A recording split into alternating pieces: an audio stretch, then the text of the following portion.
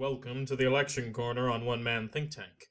Today, to acknowledge the impeachment of Donald Trump and give the Democrats their due, I thought I would do a little prediction on what's the best case scenario for the Democrats in 2020 for the Senate. Now, today I've decided, rather than my usual of state-by-state predictions, I'd weave a little narrative for you, going state by state as the polls close.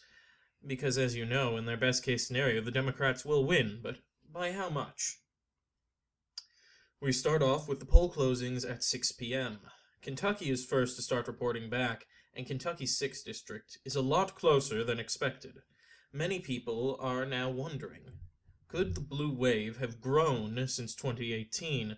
Donald Trump both being impeached and having a 10th Senate trial that left every senator marked by either party means the Senate races are going to be tied to both Donald Trump and the senator's personality.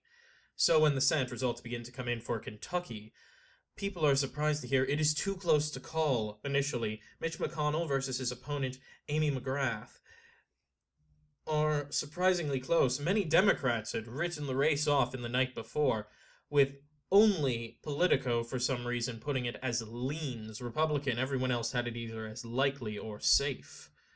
A shocking turn of events, and very much setting the tone for the night, as the next states to be called are the ones at 7 p.m., starting with Virginia, the easiest to call, instantly called as the polls close, and Vermont's results begin to trickle in, though we won't have full responses from them until 8 o'clock.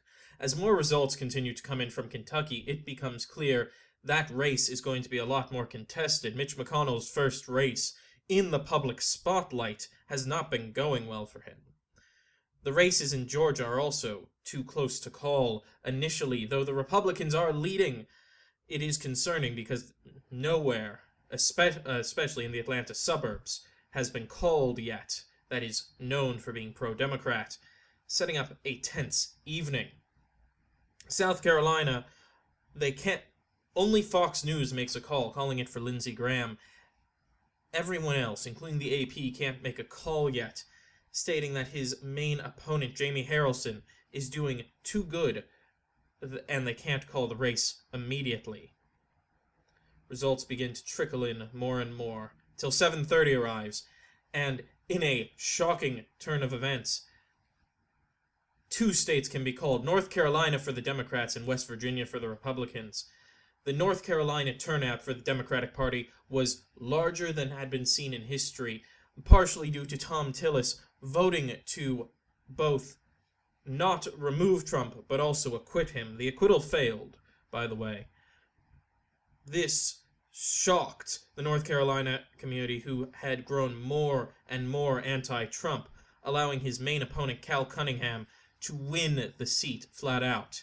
West Virginia, on the other hand, went easily to the Republicans. Despite some last-minute surprise campaigning by Joe Manchin in the state, Shelley Moore Capito won with ease. Paula Jean Swearingen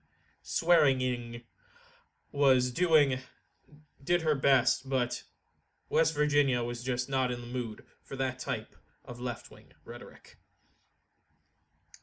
Another half hour passes, and as the 8 o'clock results come in, and the entirety of the East Coast shines blue, not red, blue as a sapphire, including New England, Maine is too close to call, however, leaning Democratic, which is scary for the Republicans this early on. And another race is called, Georgia's special election for the Democrats. High turnout, as well as lack of an incumbent, meant that, as well as a tough surprise primary against Kelly Loeffler, I'm not sure which, resulted in Matt Lieberman being able to win the seat. This is bad news for the Republicans, as many are already willing to soft call the Senate for the Democratic Party, and the presidency is looking up for grabs, as even at the presidential level, Georgia is hovering blue. Republicans do get a bit of a reprieve as Tennessee goes strong for the Republicans, as does Arkansas. Mississippi, however, oh, Old Miss, has had a shocking turn of events where they can't be called yet. There is a tense race going on. Incredibly low turnout across the Deep South, as people aren't showing up for both Trump or the downstate Republican candidates. Apparently, his impeachment hurt him quite a bit in the South. To a shocking turn of events, however, Barack Obama making a mass voter motivating campaign, get out to vote campaign, has helped encourage the black vote, which has resulted in both Mississippi and Alabama being closer than people expected. Illinois, of course, came in strong blue, as did Michigan. John James did his best to try and take the state, as he did in 2018. But, however, no dice once again. It seems the new brand of Republicanism wasn't going to start in Michigan. Oklahoma could safely be called for the Republicans, but Kansas was too close to call. Chris Kobach running in the Senate election, highly unpopular, has resulted in this race being neck and neck between him and his key Democratic opponent, who is yet to be decided currently. So we'll say Barbara Boiler is intense. This is clearly not a race about the Democrats. This is a race about the Republican and how Chris Kobach is disliked. The lack of pro-Trump voters seeing his chances of re-election diminishing, as well as hesitancy by suburban Republicans to turn out, has hurt him heavily. And another and most dire state for Republicans to see as too close to call would be Texas. Texas, a state which has long since been the base of the Republican Party, and their guiding star to victory in both the Electoral College and the Senate is now purple. The race is tense. MJ Hagar versus John Cornyn, and the race is tight. Strong Latino turnout, as well as a good, strong get out to vote by former presidential candidate Beto O'Rourke, has resulted in Texas seeing skyrocketing turnout numbers that have not been seen in the state for at least 3 decades. And as such, we wait with bated breath for 9 p.m. to roll around, when there's a rash of poll callings that, in many ways, do nothing to alleviate Republican fears. Minnesota called straight for the Democrats, while Nebraska and South Carolina and South Dakota are easily called for the Republicans. Colorado is an instantaneous flip for the Democrats. New Mexico retained, and the Arizona special election is at this moment too close to call, but leaning towards the Democratic Party. Martha McSally proved to be unpopular with both Republicans and Democrats, as well as Mark Kelly running on a strong, motivated platform, as well as a recent shooting allowing his wife, Gabrielle Giffords, to make a strong and stunning campaign speech for him, which helped get out the vote. In a shocking turn of events, Louisiana also initially is too close to call. Bill Cassidy versus Anthony Pierce, mainly due to turnout in the New Orleans area. However, after only a 5-minute period, it's called for the Republicans. New Orleans, at the end of the night, we would learn had almost 95% turnout for the Democratic Party, along with Baton Rouge, but that was not enough to flip the state. However, speaking of flips, both Mississippi and Alabama come in as tilt-turning Republican. Doug Jones is unable to hold on to his seat. Faced up against the former holder of the seat before Doug Jones was elected in his special election, Jeff Sessions. You'll have to forgive me, I nearly said Roy Moore. Jeff Sessions, he was unfortunately, for the Democrats, beaten out, and the same is true in Mississippi. Mike Espy made a good case of it, but he begins to lag behind as more and more rural votes come in, and it's clear the cities aren't as pro-Democrat as the Democrats hoped. However, another important call is made. Arizona is called for the Democrats at about 8:30. No one was expecting Arizona to be called this quickly, but there was a mass turnout in the Latino vote as well as the urban and suburban vote for the Democrats.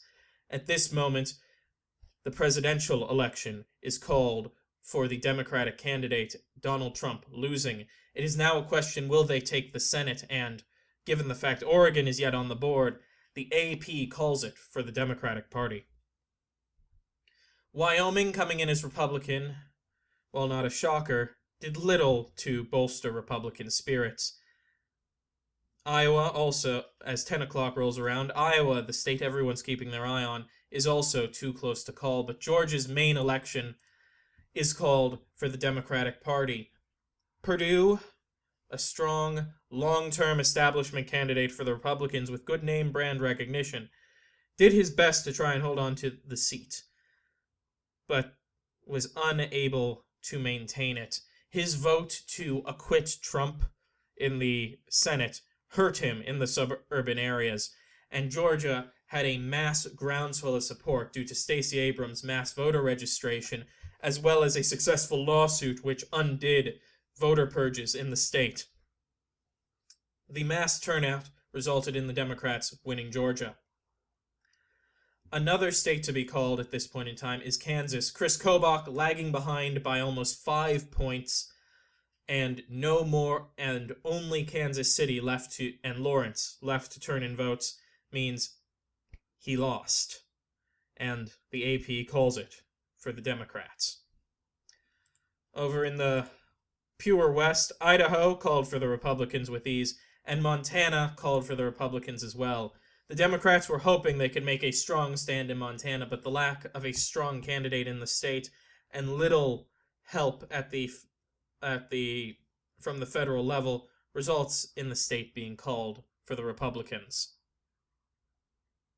Time continues ticking, and in the contested seats, all of us within 10 minutes of each other, Maine and Iowa are called for the Democrats. Susan Collins, while she did not vote to acquit Trump, also did not vote to remove him.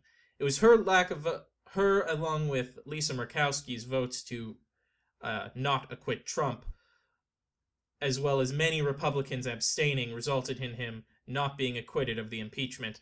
However, she did vote she voted against removal, resulting in her suffering a weakened standpoint.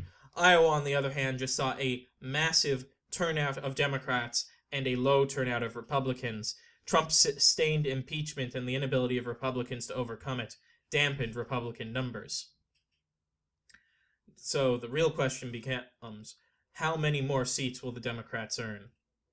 As the night drags on, another seat is called. Texas for the Democrats, while Kentucky and South Carolina are both within 1 point of each other, sometimes for the Democrats, sometimes for the Republicans. Texas, the gap only grew more and more. Beto O'Rourke led the way by nearly beating Ted Cruz, who's only losing by 3 percentage points. MJ Hagar wins by 0.5% of a point. John Cornyn swearing he'll call for a recount.